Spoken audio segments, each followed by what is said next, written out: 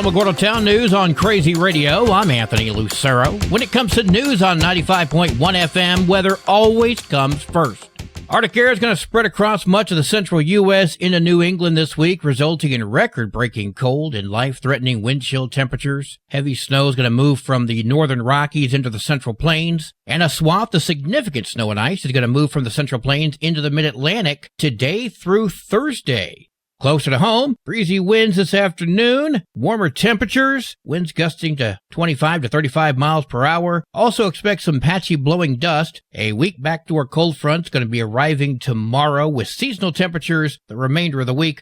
We'll have another look at the weather following this news. This is range control, roadblock information through Tuesday, February 18th. Roadblocks are subject to change without notice. Highway 70, Highway 380, Bone Road, Nike Avenue, and War Highway. Our schedules remain open all day, each day. Yesterday, the Otero County Courthouse hosted an online hearing led by Judge Angie K. Snyder of the 12th Judicial District. The purpose of the online hearing was to entertain a motion of dismissal filed by the legal firm representing Deputy Jacob Diaz-Austin, the Otero County deputy charged with the death of 17-year-old Elijah Hadley. The hearing was via video phone. Judge Snyder said any future proceedings would be in person and denied the motion to dismiss, and she ordered the trial to move forward. The next hearing will be in person at the Otero County Courthouse March 16th. Deputy Austin Diaz is on paid administrative leave and will remain employed by the agency unless he is convicted.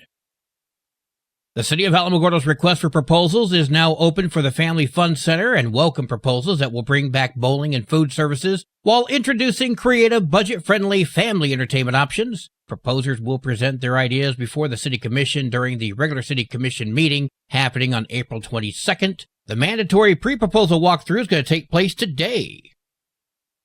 P&M and Zuni Electric will be conducting streetlight repairs on White Sands Boulevard between 6th and 8th Street today. The right lane on the northbound side will be closed. The lane closure will start at 7 a.m. and should be finished by 5 p.m. on Friday. Well, today from 7 to 5, General Hydronics Plumbing is going to be installing a water service for 801 East 10th. Traffic's going to be reduced from 4 lanes to 2 between Florida and Alaska on 10th with traffic control devices. Please use caution navigating around those devices, the equipment, and, of course, the crews.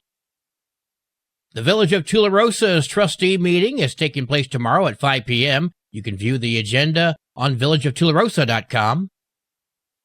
Tularosa High School is hosting a blood drive tomorrow from 10 a.m. until 2:30. That's in front of the high school, 1305 8th Street. Donors will receive a $10 gift card provided by Vitalent. Any students who sign up are going to receive an hour-long lunch coupon to redeem whenever you please. Well, today is Tuesday. It's time for an introspection with our good friend, Pastor Johnny Walker. This is Johnny Walker with today's introspection. Just a word of encouragement, a little sunshine to put in your pockets. Steps. The very word can invoke a sense of tedium and monotony. We often see them as obstacles. They are the very essence of progress. As a young and carefree kid, I saw no value in steps. I would bound them up, skipping them 2 or 3 at a time. Until one day, my overconfidence got the better of me, and I stumbled and fell on those steps. It was in that moment of falling that I realized the immense significance of these seemingly insignificant objects. It hurt. Everyone was watching, and I didn't feel like getting up, but I knew I had to. That fall taught me humility. That fall taught me the importance of respecting the process, of embracing the journey, learning from mistakes, placing value on the advice of other experienced stair climbers, rather than racing towards the destination and fussing at those in my way. In that very moment, I began to understand that the race of life is not won by the swift or the strong, but by those who endure to the very end. Each step, each obstacle is a chance for growth, for development, for becoming the best version of ourselves. It was through this realization that I discovered a higher power at work, God, In his infinite wisdom, orders our steps. He has a plan for us, a purpose that extends far beyond our limited understanding. We are not wandering aimlessly. We are not moving on our own. There is a path laid out before us, a course that we must tread. As I embraced this truth, a sense of peace washed over me. No longer did I feel the need to rush, to expedite the process. God was not only working on my destination, but he was also working on me. Sometimes he made me wait. Sometimes he made me slow down. But every step, every moment of delay was part of his perfect plan for my life. In due season, with your heart aligned and your eyes fixed on the prize, you will reach the heights you were destined to conquer. So, do not despise the steps before you. Embrace them. Understand that they are not only leading you to a higher level, but also perfecting you in the process. Stay on track, for your time will come. Your steps are not wasted. They are part of a greater preparation towards a greater blessing. Y'all be blessed. Be a blessing, and we'll see you back here next week, same time on Crazy. News from around the state in just a moment. This is Alamogordo Town News on Crazy Radio. I'm Anthony Lucero. Local news from local perspectives, from local voices. AlamogordoTownNews.org. Local sports, local events, and local happenings and more. Nonprofit owned and operated by Second Life Media. We are Otero County. AlamogordoTownNews.org. Heard daily on Crazy KALH Radio 95.1. Hi, Sunny Harris, inviting you to join Animal Village NM's Thank You in Advance fundraiser and help us reach our goal of $25,000 by February 29th. Your support will fund spay-neuter surgeries for more than 200 pets and provide essential pet food for families in need. Drop off gently worn shoes at our collection boxes or donate online at animalvillagenm.org. By mail, 303 Spring Road, Ruidoso, 88345. Thank you in advance for your generosity. animalvillagenm.org. Directory Plus is the right size book. It's the book if you need a phone book. That's what just one person has to say about Directory Plus. With its red cover, features, colorful yellow pages, and lots more, it's no wonder people all over use Directory Plus. It has so much more information. You can cross-check phone numbers or addresses or pretty much anything. Look on the plus side, Directory Plus. I'm a big fan of Directory Plus. A couple staying at an Albuquerque motel allegedly had a large amount of drugs, cash, and weapons in their room, discovered by police when the cops came to serve a warrant. The couple's been identified as Marina Perez and Xavier Garcia. An initial sweep by the arresting officers, followed by a search warrant served by the APD Narcotics Unit, found heroin, cocaine, and fentanyl, an estimated street value of over $1 million. Also $47,000 in cash, 3 handguns, and an AK-47. Perez also had an outstanding felony warrant for robbery, while Garcia had both felony and misdemeanor warrants. But instead of surrendering, he jumped from the second floor of the motel and ran, but soon located by drone. Stop! Grab the top of your shirt! Spin in a circle! Do it now! Garcia and Perez were arrested on their warrants. After the investigation, additional charges will be brought. U.S. Attorney for New Mexico, Alexander Umbayez, confirmed yesterday afternoon that he has resigned from his position. The New Mexico Department of Justice announced that Umbayez resigned at the request of President Donald Trump. Yesterday morning, he confirmed that he was one of the Biden-nominated U.S. attorneys who were locked out of their work devices. Umbayez learned that he was locked out Friday afternoon. He alerted the U.S. Department of Justice but received no guidance. The state's U.S. Attorney's Office is responsible for prosecuting federal crimes. U.S. attorneys are appointed by the President and confirmed by the Senate.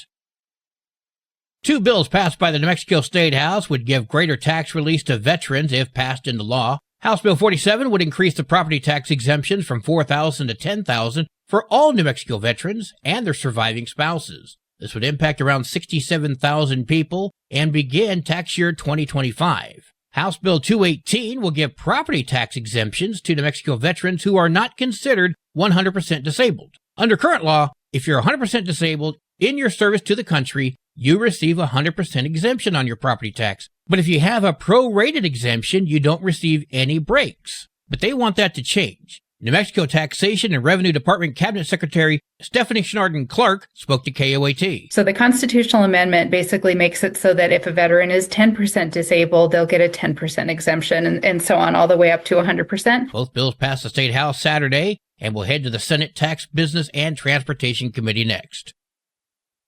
I've said many times here on the station that There is no question whether or not climate change is real or not. It's absolutely real and absolutely happening. Where the questions lie is it a man-made problem, a natural problem, or is it a combination of both?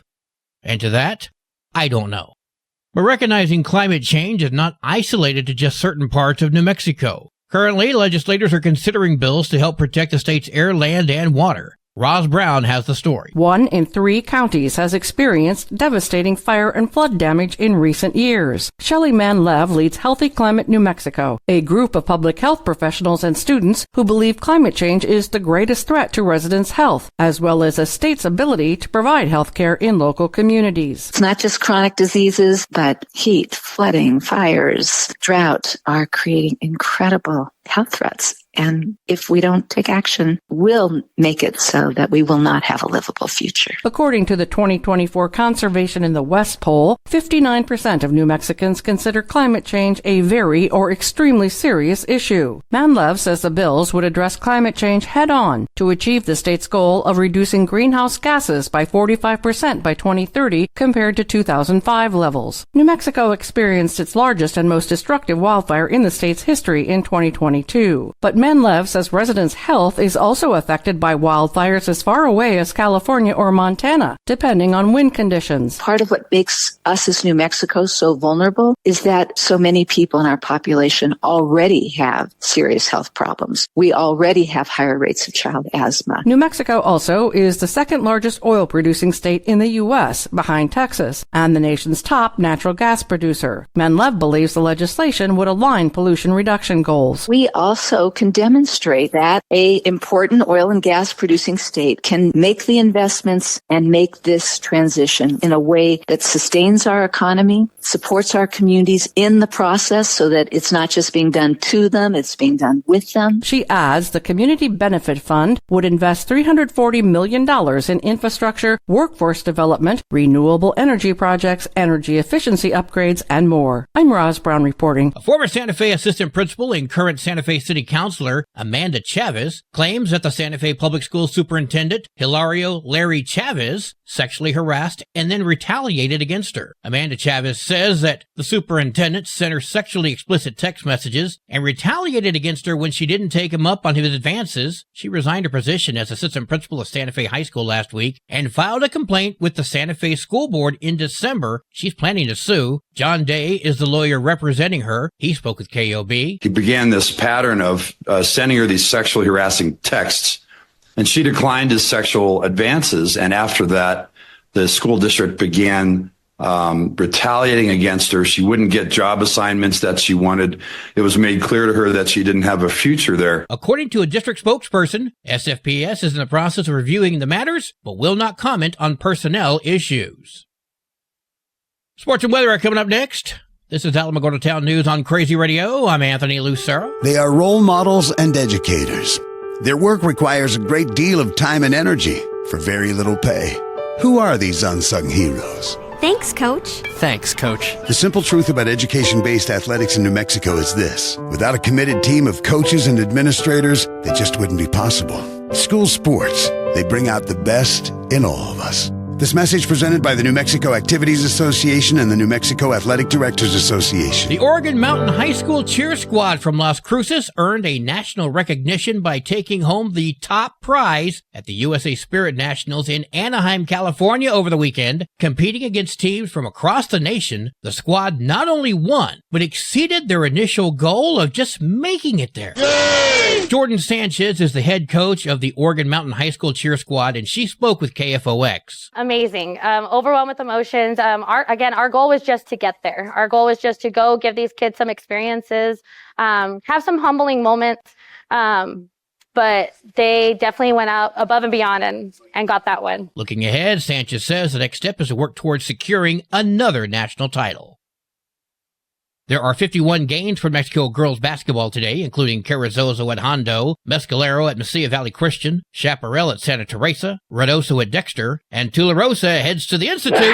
Go, Lady Cats! There are 50 games for New Mexico varsity basketball today, including Dexter at Reynosa, Carrizozo goes to Hondo, Mescalero at Mesilla Valley Christian, and the New Mexico Military Institute comes to Tularosa. Wow! Go Wildcats! Your Crazy Radio spot-on weather forecast for the Tularosa Basin today calls for mostly sunny skies, winds gusting up to 17 miles per hour, mostly clear tonight, sunny tomorrow. Your high today in the Basin 66, low tonight of 34, high tomorrow 63 degrees. In Cloudcroft, mostly sunny skies today, winds gusting up to 29 miles per hour. Mostly clear tonight, winds gusting up to 18. Sunny tomorrow, winds gusting up to 18. Your high today in Cloudcroft, 45. Wind chill's going to make it feel like it's 23. Low tonight of 24. Wind chill's going to make it feel like it's 20. High tomorrow, 45. Wind chill's going to make it feel like it's 22 degrees. Local breaking news can be found on our website, alamogordotownnews.org, and learn more about Crazy Radio by visiting kalhradio.org. Also, check out the Crazy KALH Radio YouTube channel. That's where we post our daily newscasts, complete interviews, and other information which concerns everyone in the Tularosa Basin. Be sure to give this video a like and subscribe to our channel if you've not done so already. That way you too can remain informed of the goings-on in the Tularosa Basin. Well, that concludes today's edition of Alamogordo Town News on Crazy Radio. I'm Anthony Lucero.